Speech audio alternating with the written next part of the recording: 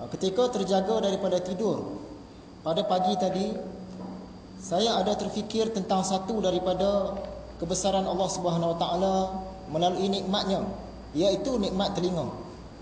Sebelum kita pergi kepada apa yang saya fikirkan tu, kita tengok seimbas lalu cerita tentang telinga.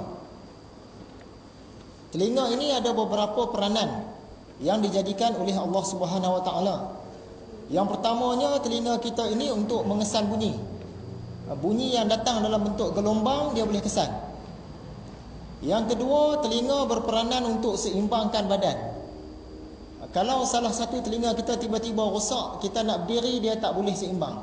Kalau nak berjalan pun mungkin akan jatuh. Itu tujuan dia, nak seimbangkan badan.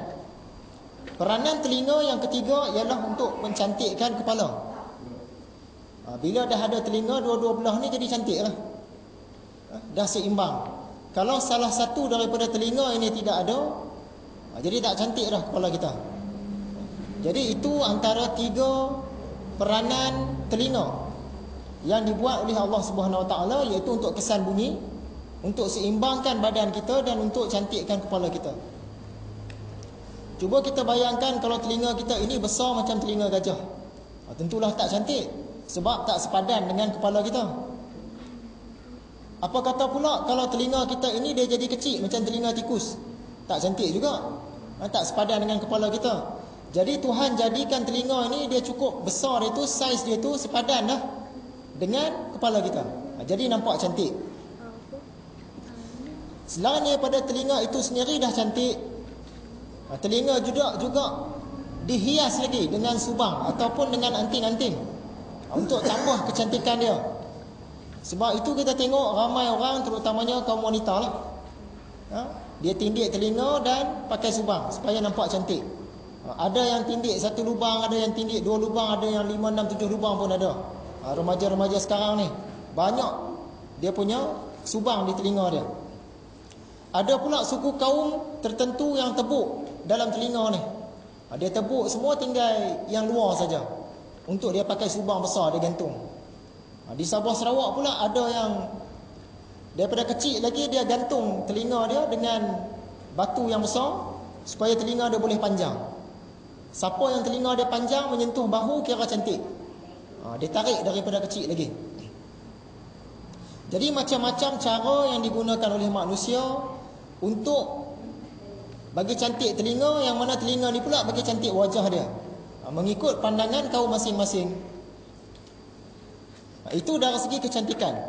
Dari segi mengesan bunyi, kita cakap tadi salah satu daripada peranan telinga ialah untuk mengesan bunyi. Jadi sebenarnya yang mendengar ini yang mana satu? Kita kata telinga mendengar. Apakah cuping telinga yang dengar? Bukan. Gelombang tadi dia kena pula pada saraf-saraf, pada gegendang, pada organ-organ di dalam tu. Adakah organ-organ di dalam telinga yang dengar? Tak juga. Sebab organ-organ ini dia ada saluran pergi ke otak. Otak baru dia tafsirkan apa yang didengar. Jadi secara ringkasnya, secara zahirnya, secara syariatnya, yang mendengar ialah telinga, yang mendengar ialah organ-organ di dalam, dan yang mendengar ialah otak. Itu dari segi zahir. Kemudian kita fikir-fikir lagi, otak dia ada kuasa tak untuk mendengar? Sebenarnya otak pun tak ada kuasa untuk mendengar. Yang mendengar itu sebenarnya ialah kita punya roh. Sebab itu apabila roh kita terpisah daripada badan, otak kita tak boleh dengar dah. Masa kita mati kan, otak tak boleh dengar, organ-organ dalam telinga pun tak boleh dengar, telinga, cuping telinga pun tak boleh dengar. Tapi roh kita boleh dengar ke tidak? Boleh dengar. Ya? Jadi sebenarnya dari segi batinnya, yang mendengar itu ialah roh kita ataupun akal kita. Bukannya telinga yang kita nampak ni. Itu dari segi syariat. Dari segi hakikatnya pula, apakah cuping telinga kita ada kuasa nak mendengar? Tak ada. Apakah organ-organ di dalam tu ada kuasa nak mendengar? Tak ada juga. Apakah otak kita ada kuasa nak mendengar? Tak ada juga. Apakah kita punya roh ada kuasa nak mendengar? Tak juga. Jadi siapa yang mendengar sebenarnya tidak lain daripada Allah Subhanahu Wa Taala yang Maha mendengar. Jadi pada syariatnya yang mendengar ialah kita punya roh. Tapi dari segi hakikatnya, Yang mendengar itu ialah Allah. Allah punya pendengaran dia pinjamkan kat kita. Kita punya roh pun tak ada kuasa nak mendengar dari segi hakikat. Baik. Kemudian kita pergi kepada apa yang saya fikirkan ketika bangun tidur tadi. Pada tubuh badan kita ini, di tempat-tempat tertentu dia ada titik-titik untuk kita tekan. Kalau kita tekan titik itu, dia bersangkut paut dengan saraf yang lain. Ilmu ini dinamakan ilmu refleksologi. Yang paling popular, yang biasa diamalkan oleh orang-orang Cina, ialah di bahagian tapak kaki. Di tapak kaki kita ni, dia semua ada sangkut paut dengan kita punya badan keseluruhannya. Kalau sakit di bahagian perut, ada tempat nak tekan di mana. Sakit di tulang belakang, ada tempat nak tekan di mana. Sakit mata, sakit kepala, sakit telinga, ada tempat nak tekan dia, di tapak kaki kita. Yang ni rata-rata orang tahu dah.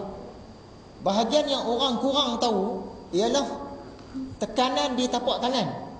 Rupa-rupanya di tapak tangan kita pun ada tempat-tempat untuk kita tekan kalau kita sakit.